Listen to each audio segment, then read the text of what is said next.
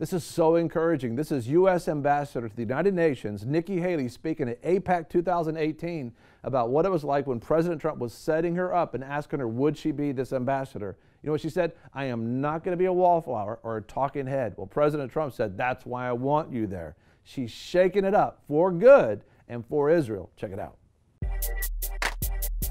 Be sure to subscribe and press alert to get new notifications of new success secrets made available on VFNtv. Listen, it's going really good. I'm so excited about today's programming. What we're getting ready to talk about. Yes. Nikki Haley, isn't she a gift to our nation and to Israel? Yeah, you think about it, you know, we prayed for years. Was years. It seven years? Yes, long years. In the prayer community, you kept praying and you're wondering, Lord, do you hear our prayers? Have mercy. And you know, literally he did. Yeah. But think about this. This is the U.S. ambassador to the United Nations representing those in America and really representing America because all the wealth that goes out and the investment that takes place, standing up for Israel. You know, Israel's always been belittled and lied about and just created all kind of fake news about Israel while saying they were like perpetrators of bad things when it was actually these other countries that were doing it. It just didn't even make sense. Well, guess what? Our ambassador, Nikki Haley, Haley's Comet, they called her, when she came in, she just said, that is not going to happen anymore. As a matter of fact, this is U.S. Ambassador Nikki Haley speaking at AIPAC 2018. Get ready to be encouraged. It's so good to see so many friends, and I'm honored to be able to say that when I come to AIPAC, I am with friends.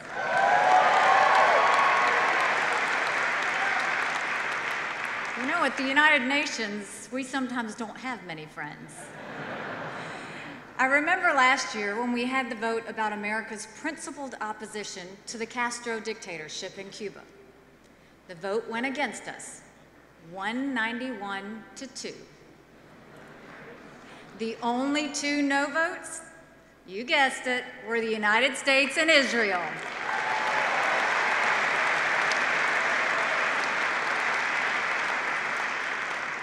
I always say quality is more than quantity. Shortly after the 2016 election, President-elect Trump called me to talk about serving in his administration. We had a meeting at Trump Tower, and we had some good discussions about a variety of issues. Long story short, his team called me a couple of days later and said he'd like me to serve as ambassador to the United Nations.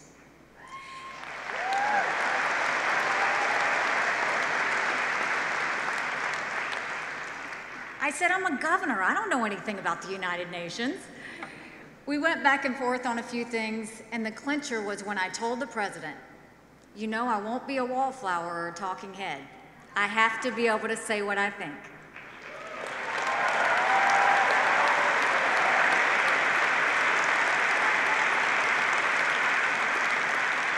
Without any hesitation, President Trump said, Nikki, that's exactly why I want you to do this.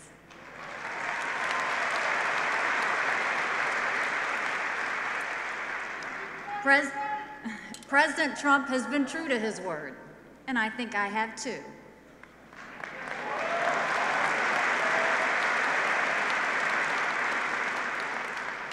Some of you might have seen that the top Palestinian negotiator, Saeb Erekat, recently had some advice for me. He told me to shut up. Mr. Erekat, I will always be respectful, but I will never shut up. When I spoke here last year, I had only been on the job a couple of months. Now it's a year later, and I know a lot more than I knew a year ago. But as I've learned more about how the UN operates, something else has become really clear. It is important to know as much as possible about every country's needs and views. But that's not the most important part of the job. The most important thing is to not be afraid to stick with the fundamental principles, even when they go against entrenched customs.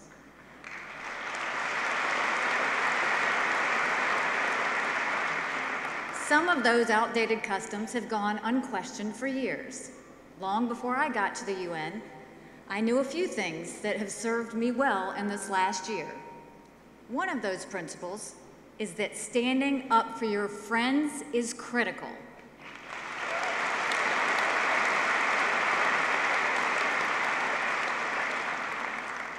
So on my first day on the job, I chose to reach out to ambassadors from 4 countries. I called the British and French ambassadors because they are our closest allies on the Security Council. I called the ambassador from Ukraine because I wanted to reassure him that America would not waver in standing up for Ukraine against Russian aggression.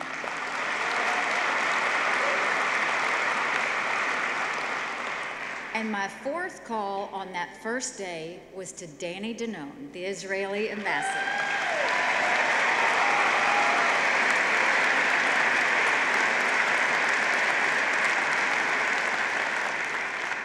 Just about a month before I arrived, the United States allowed Resolution 2334 to pass.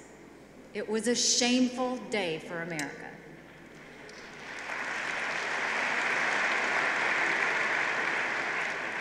We refused to stand up for our friend when it was singled out for terrible mistreatment. On my first day, I assured the Israeli ambassador that on my watch, that would never happen again. I love you too. Standing up for your friends is very important in the United Nations. Another one of the principles I took with me into the job was that I have absolutely no patience for bullying. When I grew up, we were the only Indian family in a small southern town in South Carolina. On the whole, it was a great and friendly community. My parents and my brother and sister and I were always grateful for the support that surrounded us. But that didn't mean every day was great. My parents were immigrants. My father wore a turban, my mother wore a sari. There were times that we got bullied. When I was governor, I did something about it. I started an anti-bullying program. Every month I went to schools throughout the state to talk about bullying. For me, it was just so fundamental. You don't pick on someone just because they look different than you. You don't pick on someone just because they think differently than you, or because you can.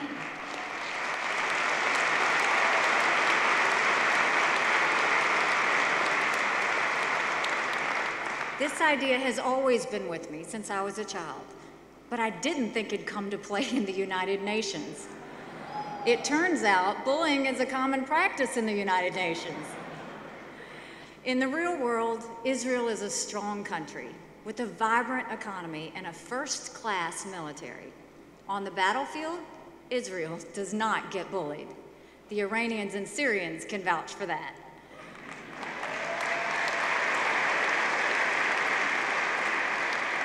But the UN is a different story. At the UN and throughout the UN agencies, Israel does get bullied. It gets bullied because the countries that don't like Israel are used to being able to get away with it.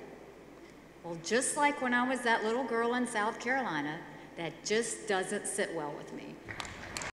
That just doesn't sit well with me. We're going to continue to have the rest of this powerful AIPAC speech, but listen, this is so important. If you've been watching VFNtv over the years, we've been showing you how the United Nations literally have been ganging up against this little small nation called Israel. I think they have 8 million citizens maybe there. Almost 9. Almost 9 million people, about 70 miles wide at its widest point. And these countries that have been bullying them and pointing fingers at them, while Israel has been a blessing. As a matter of fact, make sure you catch our program tomorrow because you're going to hear Prime Minister Benjamin Netanyahu is going to be speaking at the AIPAC 2018. You're going to be so blessed to hear what he has to say. But we want to hear from you. Have you experienced bullying?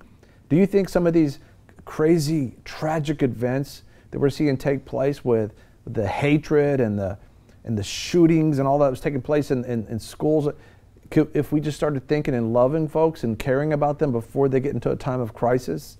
You know, so often so many people are going through something and people just ignore them until they act out. And the thing about it is, you know, just like I think about, you know, Benjamin Watson, former NFL player for Saints, but now he's with the Ravens, is it? That's right. And you know, he said, you know, he says, I'm guilty of it myself. I'm looking at my phone, people all around me. I need to pay attention to people around me. So I want to encourage you right now, share your comments about that. If you're being bullied, we try to maintain our community the best we can too, that bullies don't get in and be able to do what they're doing, but sometimes they do slide in. Let us know.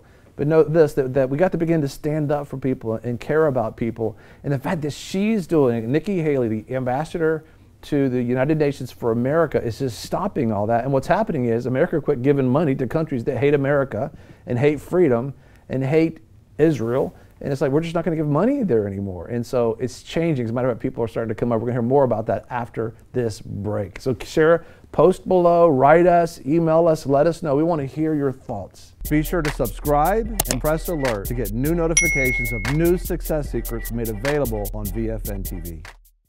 A lot of people want to abide with the Lord, but they just don't have a plan to do it. You can request that plan today at iabide.org.